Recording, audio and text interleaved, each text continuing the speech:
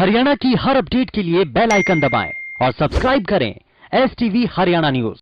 2020 की आखिरी मन की बात कार्यक्रम में प्रधानमंत्री नरेंद्र मोदी ने कई पहलुओं पर देश को संबोधित किया, जिसमें वोकल फॉर लोकल से लेकर आत्मनिर्भर भारत पर पीएम ने एक बार फिर अपनी बात रखी। इस दौरान पीएम ने युवाओं में कैन डू की अप्रोच और विल डू की स्पिरिट को सराहा।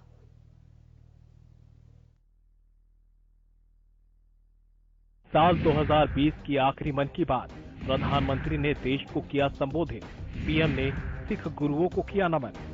साल के आखिरी मन की बात कार्यक्रम के दौरान प्रधानमंत्री नरेंद्र मोदी ने देश को संबोधित किया।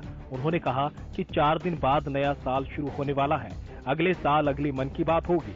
देश में नया सामर्थ्य पैदा हुआ है और इस नए सामर्थ्य का नाम आत्मनिर्भरता है। पीएम मोदी ने कहा कि उन्हें कई देशवासियों के पत्र मिले हैं। अधिकतर पत्रों में लोगों ने देश के सामर्थ्य, देशवासियों की सामूहिक शक्ति की भरपूर प्रशंसा की है।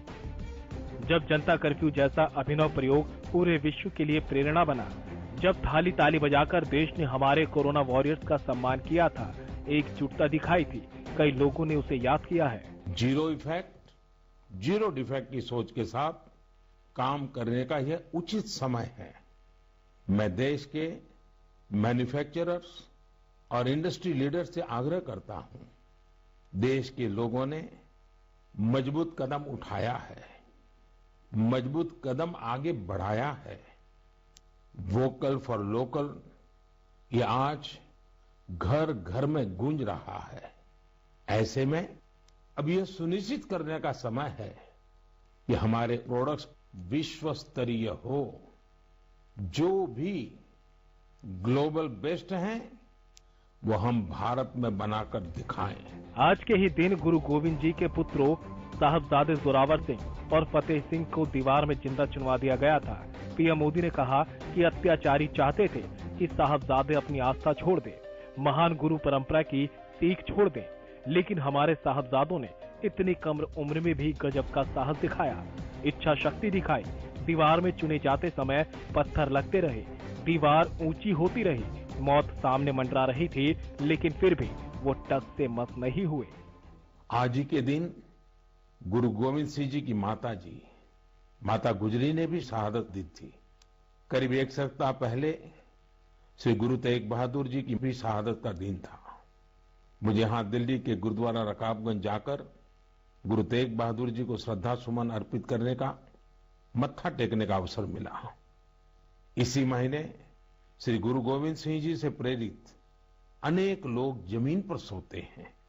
लोग श्री गुरु गोविंद सिंह जी के परिवार के लोगों के द्वारा दी गई शहादत को बड़ी भावपूर्ण अवस्था में याद करते हैं। इस शहादत ने संपूर्ण मानवता को, देश को नई सीख दी। इस शहादत ने हमारी सभ्यता को सुरक्षित रखने का महान कार्य किया। हम सब इस शहादत के कर्जदार हैं। पिछले कुछ सालों में देश के अंदर शेरों की संख्या बढ़ी है। इसको लेकर भी पीएम मोदी ने अपने मन की बात कही। उन्होंने कहा कि तेंदुओं की संख्या भी 60% बढ़ी है। 2014 से 2018 के बीच भारत में तेंदुओं की संख्या 60% बढ़ी, तो 2014 में देश में तेंदुओं की संख्या लगभग 7,900 थी। वहीं 2019 में इनकी संख्या बढ़कर 12,852 हो गई। केंद्र की सबसे अधिक आबादी वाले राज्यों में मध्य प्रदेश, कर्नाटक और महाराष्ट्र सबसे ऊपर है। ये एक बड़ी उपलब्धि है। भारत में लेपर्ड्स यानी तेंदुओं की संख्या में 2014 से 2018 के बीच 60% से अधिक की बढ़ोतरी हुई है। 2014 में देश में लेपर्ड्स की संख्या लगभग 7,900 थी। वहीं 2019 में इनकी संख्या बढ़कर 12,852 हो गई।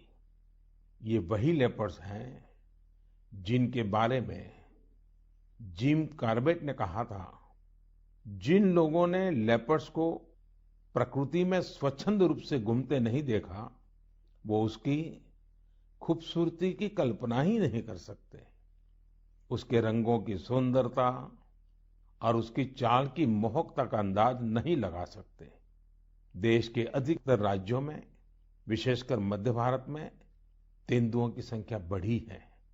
तेंदुए की सबसे अधिक आबादी वाले राज्यों में मध्य प्रदेश, कर्नाटका और महाराष्ट्र सबसे ऊपर है। यह एक बड़ी उपलब्धि है। इस साल के आखिरी मन की बात कार्यक्रम में हर किसी को उम्मीद थी कि पीएम किसानों के मुद्दे पर बात करेंगे, लेकिन पीएम ने किसानों को लेकर अपने मन की बात में कुछ नहीं कहा। इस दौरान उन्होंने वोकल फॉर लोकल, देश में तेंदुओं की बढ़ती संख्या पर मन की बात ही कही। Bureau report, Haryana news.